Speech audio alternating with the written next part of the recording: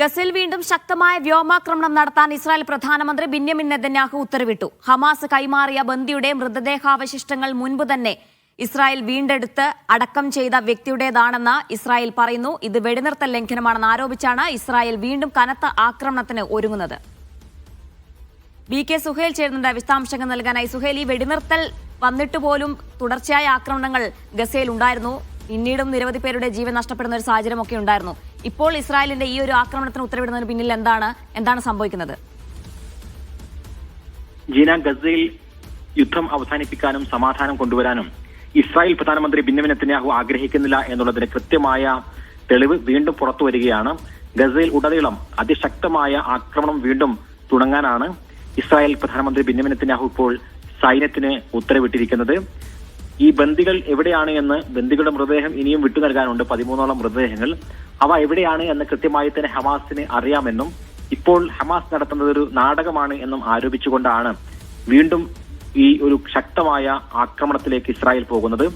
Hamas കഴിഞ്ഞ ദിവസം തിരികെ നൽകിയ ബന്ദികളുടെ മൃതദേഹത്തിന്റെ അവശിഷ്ടങ്ങൾ ഓഫീസ് സർഫാത്തി എന്ന ബന്ദിയുടേതാണ് എന്നും അത് ഒക്ടോബർ 7-ന് ഹമാസ് പിടിക്കപ്പെട്ടു എങ്കിലും 2023 ഡിസംബറിൽ തന്നെ ഇസ്രായേൽ സൈന്യം ഗസയിൽ നിന്ന് അത് വീണ്ടെടുത്ത് അടക്കം ചെയ്തതാണ് എന്നുമാണ് ഇപ്പോൾ ഇസ്രായേൽ പറയുന്നത്.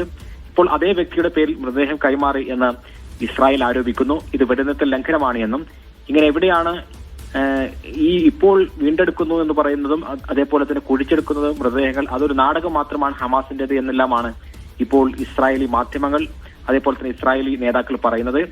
ഇപ്പോൾ ഇതായിരുന്നു ഹമാസിന്റെ പ്രതികരണം വന്നിട്ടുണ്ട്. പലതരത്തിലുള്ള ഏതെങ്കിലും ന്യായങ്ങൾ പറഞ്ഞുകൊണ്ട് വീണ്ടും വംശഹത്യ നടത്താനുള്ള ആസൂത്രിതമായ നീക്കങ്ങളാണ് ഇസ്രായേൽ പ്രധാനമന്ത്രി ബെന്യാമിൻ നെതന്യാഹു നടത്തുന്നത് എന്നാണ് ഇപ്പോൾ ഹമാസ് ആരോപിക്കുന്നത്. നമുക്കറിയാം, കഴിഞ്ഞ ദിവസങ്ങളിലെല്ലാം തന്നെ ഈ സമാധാന ചർച്ചകൾക്കിടയിലും ഫലസ്തീനികളെ കൂട്ടക്കൊല ചെയ്യുന്നത് തുടരുകയായിരുന്നു ഇസ്രായേൽ. വെസ്റ്റ് ബാങ്കിലും അതേപോലെ തന്നെ ഗസയിലും കഴിഞ്ഞ ദിവസം ഇസ്രായേൽ സൈന്യം മധ്യ ഗസയിലും തെക്കൻ ഗസയിലും അഭയാർത്ഥി ക്യാമ്പുകൾ കൂട്ടമായി ബോംബിട്ടു. ബുറൈറ്റ് അഭയാർത്ഥി ക്യാമ്പിലുള്ള സാധാരണക്കാരുടെ വീടുകൾ നശിപ്പിച്ചിരുന്നു. അതേപോലെ തന്നെ ഗസ ഉപരോധം പൂർണ്ണമായും പിൻവലിക്കുക എന്ന ഈ കരാറിലുള്ള കാര്യങ്ങളൊന്നും തന്നെ ഇസ്രായേൽ നടപ്പിലാക്കിയിരുന്നില്ല. റഫ അതിർത്തി ഉൾപ്പെടെ തുറക്കാനും ഇസ്രായേൽ സന്നദ്ധമായിരുന്നില്ല. അപ്പോൾ ഒരു ഭാഗത്ത് വെടിനിർത്തൽ എന്ന പേരുണ്ടായിരുന്നെങ്കിലും കാര്യമായി ഗസക്ക് മാറ്റങ്ങളൊന്നും തന്നെ ഉണ്ടായിരുന്നില്ല. ഇപ്പോൾ അത് കുറച്ചുകൂടി ശക്തമാവുകയാണ്. ഗസയിൽ ഉടനീളം എല്ലാ നഗരങ്ങളിലും എന്ന രൂപത്തിൽ തന്നെ വലിയ ആക്രമണം നടത്തി പരമാവധി ആളുകളെ കൊന്നൊടുക്കാനുള്ള ഒരു ഉത്തരവ് ഇപ്പോൾ ഇസ്രായേൽ പ്രധാനമന്ത്രി ബെന്യാമിൻ നെതന്യാഹു നടത്തിയിരിക്കുന്നു. ശരി സുഹൈൽ, ഏതായാലും ഇസ്രായേലിന്റെ ക്രൂരത തുടരുകയാണ്. വെടിനിർത്തൽ നിർദ്ദേശം ലംഘിച്ചു എന്ന് ആരോപിച്ച് വീണ്ടും ഗസയിൽ ആക്രമണത്തിന് ഉത്തരവിട്ടിരിക്കുകയാണ് നെതന്യാഹു. യുദ്ധം അവസാനിപ്പിക്കാൻ യാതൊരു ഉദ്ദേശവും നെതന്യാഹുവിനും ഇല്ല എന്നാണ് മനസ്സിലാക്കുന്നത്. വിശദാംശങ്ങളാണ് BK സുഹൈൽ നൽകിയത്.